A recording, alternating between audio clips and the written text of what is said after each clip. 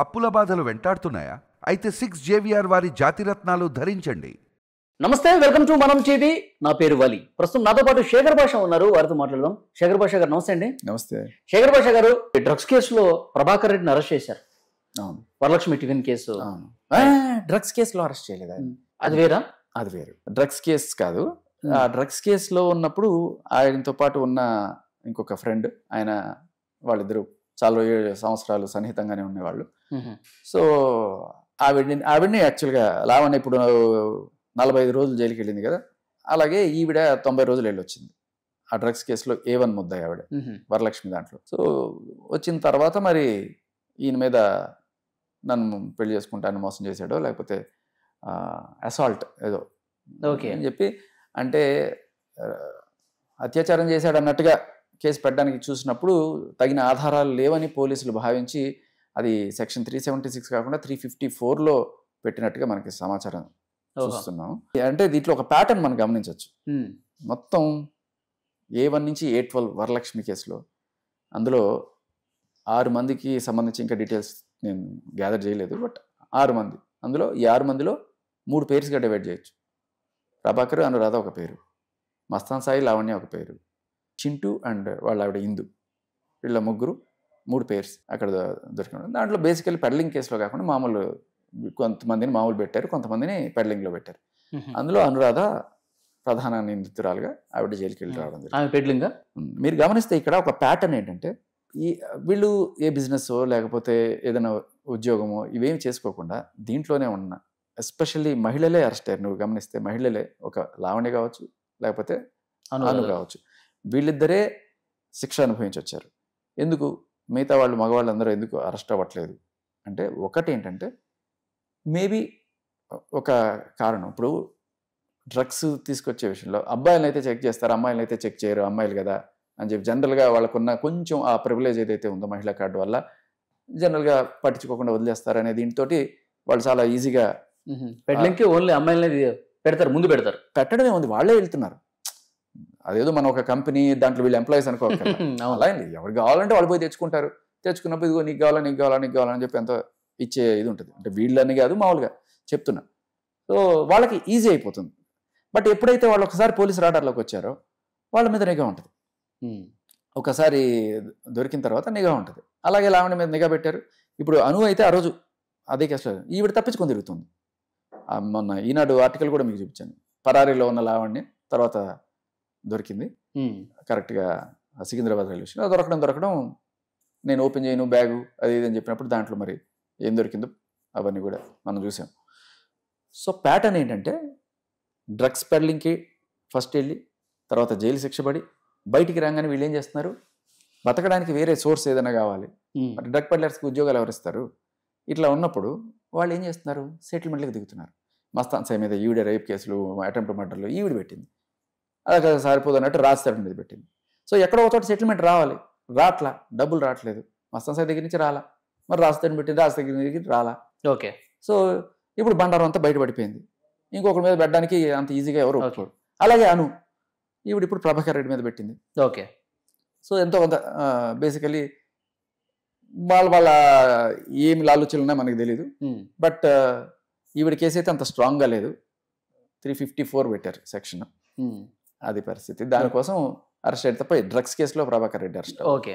So చాలామంది మాకు కామెంట్స్లో కూడా పెట్టే ప్రశ్న ఏంటంటే, మీరు ఈ కేసులో ఫైట్ చేస్తున్నప్పుడు కావచ్చు, ఇప్పుడు ఇన్ని రోజులు మీరు సక్సెస్ఫుల్గా ముందుకు పోతున్నారు ఈ కేసులో, డెఫినెట్గా మీకు అభిమానులు కూడా చాలామంది మన టీవీకి ఫోన్ చేసి చెప్తుంటారు, శేఖర్ భాష ఇస్ గ్రేట్, శేఖర్ భాషకు సన్మానం చేయాలి, మా మగవాళ్ళ తరపున మాట్లాడుతున్నాడు అని చెప్పి.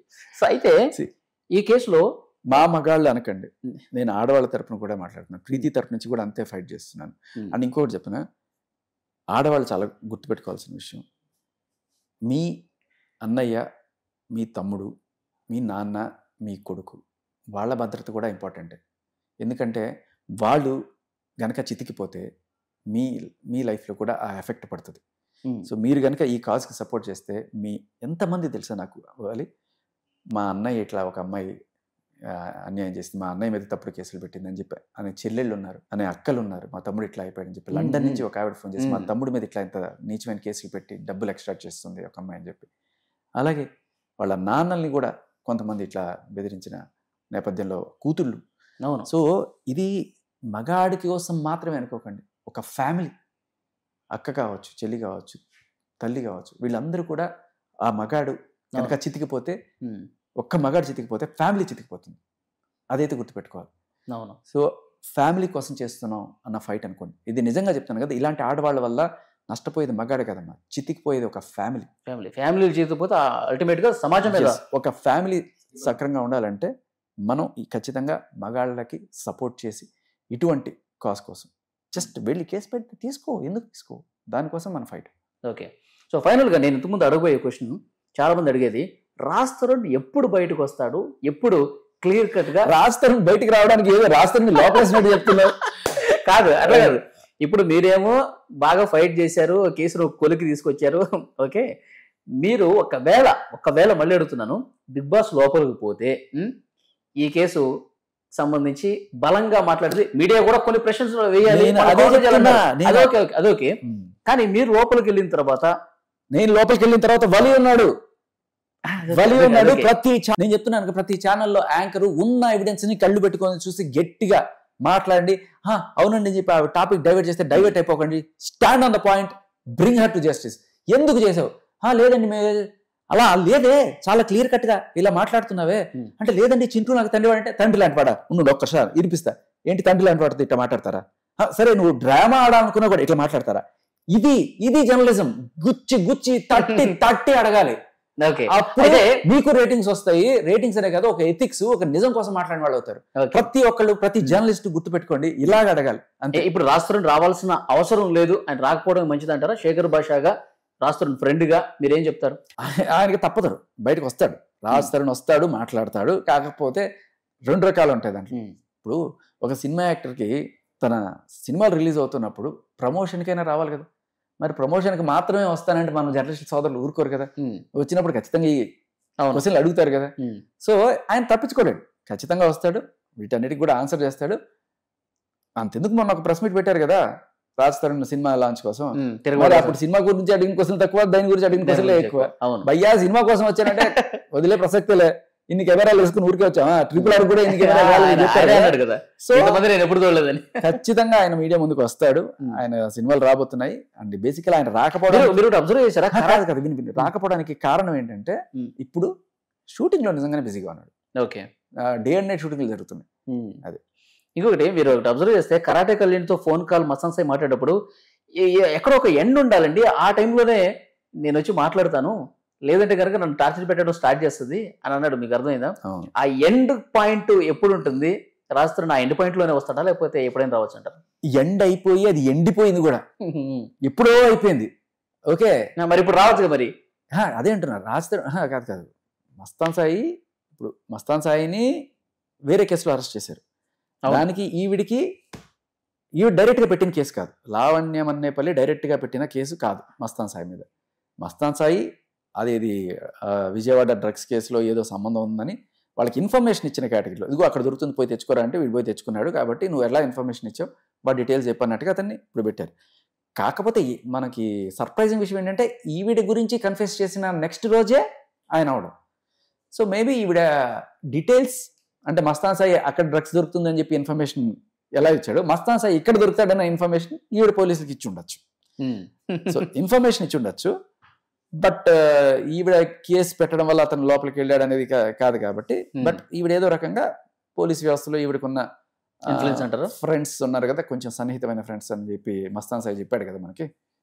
ఓకే, ఎవరు హెల్ప్ చేస్తున్నారు అన్నట్టుగా వాళ్ళని ఉపయోగించుకొని ఏదన్నా అది చేసి ఉండొచ్చు. సో అదొకే. మీ అంచనా ఏంటి? రాజ్ తరుణ్ ఎప్పుడు వచ్చే అవకాశం ఉందంటారు? అదే అంటున్నాను, మస్తాన్ సాయి బయటికి రావాలంటే మేబీ ఇప్పుడు 10 రోజుల తర్వాత బెయిల్ వస్తుందో లేదు. మస్తాన్ సాయి ఏమన్నాడు, రాజు వస్తే నేను బయటకు వస్తానన్నాడు. సో రాజు బయటకు వచ్చే టైంకి పాపం ఈయన లోపలికి వెళ్ళిపోయాడు. అది ఆయన విధి కోసం వెయిట్ చేస్తాడంటారా రాజు? రాజు వస్తాడు ఖచ్చితంగా, రాజుకి రావాల్సిన అవసరం కూడా ఉంది. ఇప్పుడు మన ఏదో భలే ఉన్నాడు సినిమా వస్తుంది కదా, దానికోసమైనా ప్రమోషన్లకి ఇంటర్వ్యూలకి ఆల్రెడీ స్టార్ట్ అయిపోయినాయి నాకు తెలిసి. ఇవాళ రేపు వచ్చేస్తాడు రాజు. ఓకే, నీకు అసలు నువ్వు బెంగే పడద్దు, రాజు తరుణ్ గురించి వచ్చేస్తున్నాడు. ఓకేనా, నువ్వు చక్కగా మరి అంటే సినిమా ప్రెస్ మీట్ లో భాగంగా వచ్చి ఏదో 2-3 క్వశ్చన్స్ ఆన్సర్ చేసి వెళ్ళిపోకుండా, సో స్పెసిఫిక్ గా ఈ కేసు గురించి మాట్లాడటానికి రావాలా అంటున్నా. అందరికీ నాకు నీకు ఉన్నంత తీరిక ఉండకపోవచ్చు. ఓకే. వాళ్ళు స్టార్స్, వాళ్ళకి బోల్డెన్ షూటింగ్లు ఉంటాయి, వాళ్ళ టైంని మనీతో కొలుస్తారు. వాళ్ళు ఒక గంట చేస్తే వాళ్ళకి అంత వస్తుంది. సో కాబట్టి వాళ్ళు పరిగెడుతూనే ఉంటారు. వాళ్ళు కూర్చోబెట్టి నేను గంట సేపు ఇంటర్వ్యూ చేస్తా అంటే కుదరదు. బట్ ఏమన్నా కొడుతున్నా ఖచ్చితంగా అడుగుతారు అడిగేవాళ్ళు. ఆయన చెప్పే సమాధానాలు అయితే చెప్తారు. ఏంటి మీ సినిమా పరిస్థితి ఏంటి? మీ సినిమా అప్డేట్ ఎంతవరకు వచ్చింది? ఏ సినిమా? ఏదో ఆర్జీవి గారు మిమ్మల్ని హీరోగా పెట్టి సినిమా చేస్తారని చెప్పి వార్తలు. ఎంకేనా? ఎంకే అంటే నాకు తెలీదు. ఎంకే అంటే నీకు తెలీదా? చెప్పండి. మంచి కథ. నువ్వేమనుకున్నావు? మంచం కూడా అనుకున్నావు? నేను ఏది అనుకోలేదు. సార్ నాటీ మైండ్ ఇది. డట్టి మైండ్ అయితే కాదు. సో మంచి కథ అంతే. వర్మ గారు కాల్ చేశారా మీకు? అప్పుడులో చేశారు. ఈ కేసుకి సంబంధించిన కొన్ని డీటెయిల్స్ కోసం చేశారు. ఆయన స్టైల్లో అసలు వర్మ గారు నాకు కాల్ చేయడం అంటే లైక్ దేవుడు కాల్ చేసినట్టు నేను ఫీల్ అవుతాను. ఆయన చేసినప్పుడు ఈ సదరు చింటూ గారు ఎవరు అని అడిగారు. ఓకే, మంచం కోళ్ళు ఏంటండి సార్ అదే సార్ అని చెప్పి తర్వాత ఎక్స్ప్లెయిన్ చేసుకుంటూ వచ్చాను ఆయనకి. ఓకే. సో ఈ కేసులో ఉన్నప్పుడు ఆయన 2-3 సార్లు నాకు కొన్ని డీటెయిల్స్ కోసం ఆయన ఇంట్రెస్టెడ్. లైక్ అంటే ఆయన డీటెయిల్స్ అడిగారంటే కథ తయారీలో ఉన్నారేమో మరి తెలీదు. ఓకే. సో అది ఇక నేను ఆరోపణలు వీడిలాగా చేయను.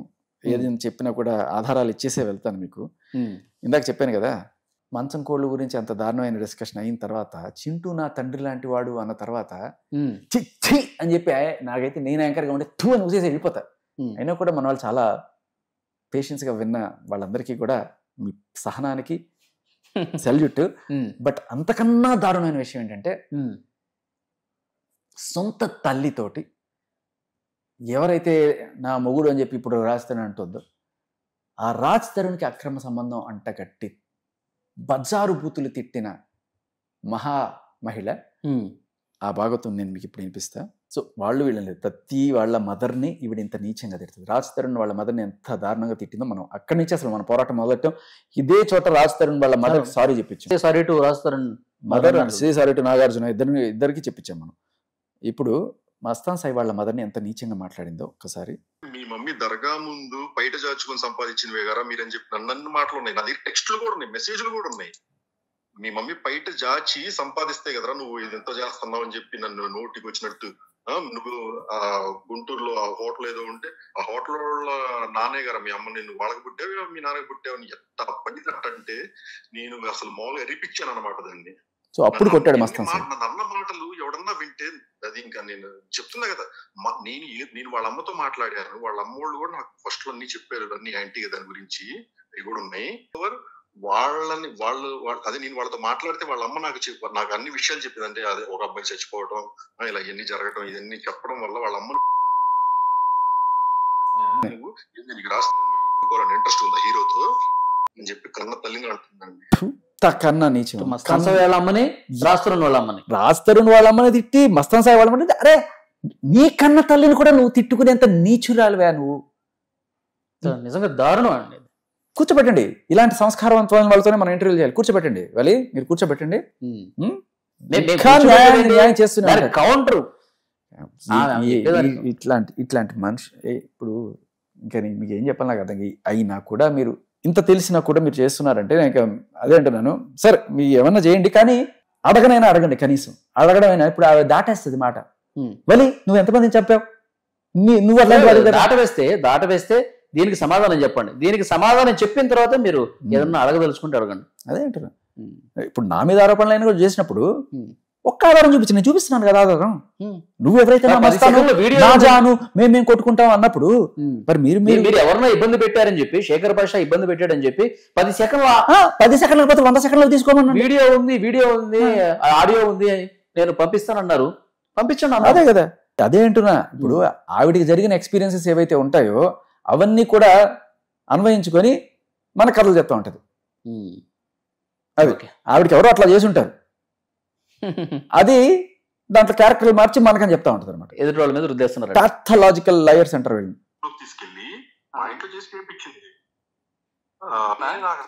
మస్తాన్ సాయికి డ్రగ్స్ అలవాటు చేసింది కూడా లావణ్యే. ఆ విషయం వినండి. ఫస్ట్ చూపించిందే తిను రాజ్ తరుణ్ కూడా వచ్చారు మా ఇంటికి వచ్చారు. నేను ఉండే వీళ్ళకి రాజ్ తరుణ్ ఇది ఆ చింటూ నలుగురు వచ్చారు. వచ్చినప్పుడు మరి రాజ్ కి తెలుసు, కానీ రాజ్ చూస్తాడు వద్దు ఇటండి రూమ్ లోకి రండి అని చెప్పి ఇదే ఇంకో. సో రాజ్ చూస్తాడు వద్దు ఇటు రండి అని చెప్పి వేరే రూమ్ లోకి తీసుకెళ్ళి అక్కడ డ్రగ్స్ చేయించినట్టు. సో ఇక్కడ ఇంకొక అంటే మస్తాన్ సాయి దీంట్లోనే మనకు అర్థమయ్యేది ఏంటంటే Raj is against drugs. Raj ఎప్పుడు కూడా ఆ డ్రగ్స్ బ్యాచ్ తోటి కలవాలనుకోవట్లేదు అనేది మనకి ఇక్కడ తేటతెల్లం అవుతుంది. చాలా మందికి ఉన్న క్వశ్చన్ ఏంటంటే ఇన్నాళ్ళు కలిసి ఉన్నావు కదా మరి రాజ్ తరుణ్కి డ్రగ్స్ అలవాటు లేదా, రాజ్ తరుణ్కి అలవాటు చేయలేదని. సో మనకి ఇక్కడ చూస్తాడు ఇటు పక్కకి రండి తెలియకుండా చేశారు. అదే జరుగుతుంది ప్రతిసారి కూడా అదే జరుగుతుంది. రాజ్ తరుణ్ కనబడితే చాలా గట్టిగా ఇస్తాడని కూడా ఏదో అప్పుడు రాజ్ తరుణ్ చెప్పిన మాట కూడా ఉంది. బట్ రాజ్ తరుణ్ చెప్తే తను సపోర్ట్ చేసుకుంటాడు అనుకోండి. బట్ వేరే వాళ్ళు చెప్తే మనం దాన్ని క్రెడిబుల్గా తీసుకోవాలి. అది కూడా మస్తాన్ సాయి ఎవరైతే ఈవిడ జాను గుండె ఇంకా అన్ని ఈ రూమ్ లోకి రండి అని చెప్పి ఇదే ఇంకో రూమ్ లోకి తీసుకెళ్లి చేపించింది. కోకేదొండగా అదే చేపించింది. అప్పుడు అది ఫస్ట్ చేసింది అనమాట. చేసినప్పుడు ఇందే అలా అనుకున్నాం. నెక్స్ట్ ఏం చేసింది, మేము చేసేటప్పుడు అది ఫొటోస్ వీడియోస్ తీసింది మాకు తెలియకుండా. అంటే అసలు అవన్నీ మాకు ఒక 1 month తర్వాత నేను ఎప్పుడైతే రివర్స్ అవుతున్నానో అప్పుడే తీసి నువ్వు మాకు ఏంటి అలవాటు చేయించి నేను అసలు ఏం మాట్లాడతాను చెప్పి నాకు 2 photos వాట్సాప్ లో అసలు ఏంటిది ఇలా చేసింది. ఇలా కూడా ఉంటారు మనుషులు అంటే అంత పచ్చిగా అబద్ధాలు. సో ఈవిడ మోడస్ ఆఫ్ ఆపరెండి ఏంటంటే ప్రీతి చెప్పింది బలవంతంగా నాకు డ్రగ్స్ అలవాటు చేసింది, తర్వాత వీడియోస్ తెస్తుంది, తర్వాత బ్లాక్మెయిల్ చేస్తుంది. ప్రీతి చెప్పిన మాట అదే మస్తాన్ సాయి కూడా అదే చెప్తున్నాడు. నన్ను బలవంతంగా కాకపోయినా తీసుకెళ్లి పక్కన రూమ్ లో కూర్చోబెట్టి డ్రగ్స్ చేసి అలవాటు చేస్తుంది. ఈయనకి బలవంతంగా అయితే చేయలేదు కానీ బట్ ఏదో బలవంతంగా చెప్పకపోయినా ఫస్ట్ నాకు డ్రగ్స్ అలవాటు చేసిందే ఈవిడ, బలవంతంగా కాకపోయినా. బట్ ప్రీతికి మాత్రం బలవంతంగా అలవాటు చేసింది. దానికి మస్తాన్ సాయి కూడా సాక్షి చేసి ఆ వీడియోలు తీసి ఆ వీడియోలతో బ్లాక్మెయిల్ చేయడం. ఎప్పుడు రివర్స్ అవుతారో అప్పుడు సెండ్ చేస్తుంది వీడియోలు. ఓకే, ఇదే జరుగుతుంది. ఇది మస్తాన్ సాయి ప్రీతే కాదు, ఆ ఇంటికి వచ్చిన ఇంకొంతమంది అమ్మాయిలు ఇప్పటికీ బయటపడకుండా మనం ఆ కాల్లో విన్నాం. చెర్రీ అని, దివ్య అని, ఇంకా చాలా మంది ఉన్నారు పేర్లు ఉన్నాయి. అవును. సో పాపం వీళ్ళందరూ కూడా ఇలాంటి బాధితులు.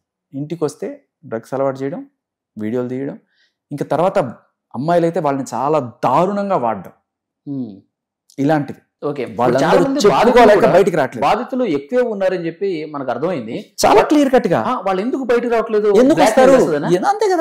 అంతే కదా. ఇప్పుడు మస్తాన్ సాయి ఎందుకు ఇన్నాళ్ళు నోరు మూసుకున్నాడు? ఆ బ్లాక్ మెయిలింగ్ తారాస్థాయికి వచ్చేసింది. లోపలికి వెళ్లే ముందు స్టేషన్ లోపల సిగరెట్ తాగుతుంటే పోలీసులు ఏం చేయలేకపోయారు. అది పరిస్థితి అండి. రోజు 2 బాక్స్ అంటే 40 cigarettes. అసలు సిగరెట్లు తాగుతానే ఉంటాం. ఎలా చేసే వాళ్ళ దగ్గరికి ఎవరికైనా వెళ్ళాలనిపించింది అండి. 40 cigarettes రోజుకి. సర్లే ఇవన్నీ లీగల్ కదా, మన దానికి సిగరెట్లు మందు ఇవన్నీ అసలు ఇది నెక్స్ట్ లెవెల్. అసలు ఎవరికైనా అసలు మందు తాగి రోజు ఆల్కహాల్, రోజు సిగరెట్స్ తాగితేనే కదా ఫోన్లు చేసేది. నాకు ఫోన్లు చేసి నన్ను ఇంకా చేసేది. అసలు మీరు వాడియోలు విన్నారా అట్లా మాట్లాడేది అని. అసలు ఈ షేడ్స్ అన్ని నేను చూసి దీనికి దెయ్యం పట్టిందేమో అనుకున్నా ఫస్ట్. అంటే ఒకడెవడో సూసైడ్ చేస్తున్నాడు వాడిని పెట్టాడేమో అనుకున్నాం. అది అనుకుని దీన్ని ముందు దర్గా తీసుకెళ్లి చూపిస్తే దర్గాలోకి రానుంది అంటే వేరే దర్గాలో ఏదో డౌట్ ఆయన ఎన్ని రకాలుగా అంటే ఇది పిచ్చిదా లేకపోతే దెయ్యం పట్టిందా లేకపోతే ఇది తెలిసి చేస్తుందా అంత కన్ఫ్యూజన్ స్టేట్ లో ఉండేవాళ్ళం. ఎక్కడో నేను చెప్తున్నా కదా నాకు ఉన్న డౌట్ ఏంటంటే రాజు మళ్ళీ దాని దగ్గరికి వెళ్తాడు లేదా మీరు ఇదంతా ఫైట్ ఆపేస్తారు. అది అలా చేసింది అన్నది నా ప్రాబ్లం. ఆమె చేసే పనులు కానీ రోజు అన్నదానం లేదా ఎందు చేసుకునే సేవకి ఇది ఎలాంటి మాట అంటే మీ అమ్మ దర్గా బయట జాచి సంపాదించింది కదా మొన్న నిందండి. ఇప్పుడు ఈ రాత్రి గొడవ స్టార్ట్ అయ్యాక కూడా నింది నాతో, రాజు గొడవ స్టార్ట్ అయ్యాక కూడా నింది నాతో. నువ్వు ఒక బయట జాచిందని పుట్టుంటే చేయడం ఏం చేస్తావు నువ్వు నేను చూస్తాను అని చెప్పి నాతో అనింది. అది పరిస్థితి. చెప్తున్నాను కదా నాకు అసలు ఇదంతా నా బ్యాక్గ్రౌండ్ కానీ నా సర్కిల్లో కానీ నాకు ఎక్కడ అసలు ఇలాంటివి ఏమీ లేవు. నా సర్కిల్ అంతా దూరం చేసుకుని నాకు కావాలని, ఎందుకంటే ఇది వాళ్ళని ఎక్కడ ఇబ్బంది పెట్టిద్దని నా మంచి సర్కిల్ నా ఫ్రెండ్స్. అసలు మరి అరే నువ్వు ఎంత ధైర్యంగా ఉంటావు, నువ్వు ఎంత చదువుకున్నావు, నువ్వు ఎంత స్మార్ట్ గా అడివి దాని విషయంలో ఏమంటే డాడీ మీకు తెలియదు డాడీ అని చెప్పు. అసలు ఎందుకు నేను చెప్పుకోలేను డాడీ అది నేను అంటుంది డాడీ నన్ను ఇలా కింద కూర్చోబెట్టి నా ముందు ఇంకొకటి అంటే అనమాట నన్ను కింద కూర్చోబెట్టి ఇంకొకటితో ఉంటాడు. ఇట్లా చేస్తుంది డాడీ అని చెప్తే వాళ్ళ నాన్న నువ్వేమో కొద్దివాడు అని చెప్పి తిట్టాడంట. మీకు అర్థమైన పరిస్థితి. అలాంటి పరిస్థితిలో ఉన్నా కాబట్టి ఎవరికి చెప్పుకోలేను నేను ఆవిడని అన్ని చేస్తుంటే మూసుకొని కూర్చోవాల్సి వచ్చేదని. ఒక మగాడిగా నేను చెప్పుకోలేను. ప్రాబ్లం నాకు అంతే. అంటే రాజు కూడా చెప్పుకున్నాడు. రాజు ఎలా చెప్పుకుంటాడు? రాజు కూడా చెప్పాడు. ఎందుకంటే రాజు ముందు నన్ను తీసుకెళ్తాను రాజు పాప సైలెంట్ ఉండేవాడు. అది ఇలాంటి చేసే ఆడపిల్లని ఏం చేయాలి చెప్పండి. అంటే దీనికి ఎందుకు ఇప్పుడు తన డ్రగ్స్ కేసులో దొరికింది బయటకు వచ్చి నువ్వే వేయించావు అని నన్ను రాజు వేయించాడు. రాజు నీకు ఎవరిని పెడితే వాళ్ళని అందరినీ నువ్వు వేయించావు, నువ్వు నన్ను వేయించావు అంటది. ఏమో తెచ్చుకుంది పోయింది, ఏమో తెచ్చుకోవటం క్యారీ చేయటం లెక్కలేదు, మేము చేయించామంట. సో ఈమెంతటికి ఈమె పోయి తెచ్చుకొని ఈమె దొరికి మమ్మల్ని అంటుంది అంటున్నాడు. సో మస్తాన్ సాహే సాక్ష్యం, ఈమె పోయి ఈమె తెచ్చుకుంది డ్రగ్స్ అనడానికి. ఓకే, నువ్వు దొరికింది నిజం, నువ్వు తెచ్చింది నిజం, పట్టుకుంది నిజం, మాకేం సంబంధం? అలా జరిగినాయండి. ఫ్యామిలీలో మా వైఫ్ కానీ మా పేరెంట్స్ కానీ వాళ్ళ ఫ్యామిలీస్ కానీ ఎవ్వరు నన్ను అందరికి నేను ఏందో తెలుసు. నా మీద ఏ రోజు ఒక కేసు లేదు, ఒక కంప్లైంట్ లేదు. ఎవ్వరు నన్ను నా గురించి మీకు తెలుసు అసలు ఎప్పుడు నా మీద కంప్లైంట్స్ అనేవి లేవు. ఎక్కడ నేను రౌడీలు కాదు, పెద్ద ఏం లేదు, అదేం లేదు. అదే చెప్పట్లే, కేసులు పెట్టడమే తనకి పని. ఆ కేసుల్లో ఒక లాయర్ ని పట్టుకోవటం ఇంక ఇలాంటివి అనమాట. ఆ లాయర్ ఇప్పుడు బయటికి రావట్లేదు అనుకుంటగా సార్. అవన్నీ మాకు ఒక 1 month తర్వాత నేను ఎప్పుడైతే రివర్స్ అవుతున్నానో అప్పుడు పెళ్ళలేదు, నన్ను పెళ్లి చేసుకుంటాను మోసం చేశాడని చెప్పి అంటది. నేను అసలు పెళ్లి నిన్ను చేసుకుంటాను, నేను ఎందుకు చెప్తా, నాకు పెళ్ళైన వాడిని. అసలు వేరే వాళ్ళ తల్లినే మనం అనలేము, కానీ కన్న తల్లిని కూడా అనుకునేంత నీచమైన సంస్కారం మనిషిది. సో చూద్దాం నెక్స్ట్ ఎట్లా ఉంటుంది ఈ కేసుకు సంబంధించి. శేఖర్ భాష గారు, థ్యాంక్ యూ వెరీ మచ్.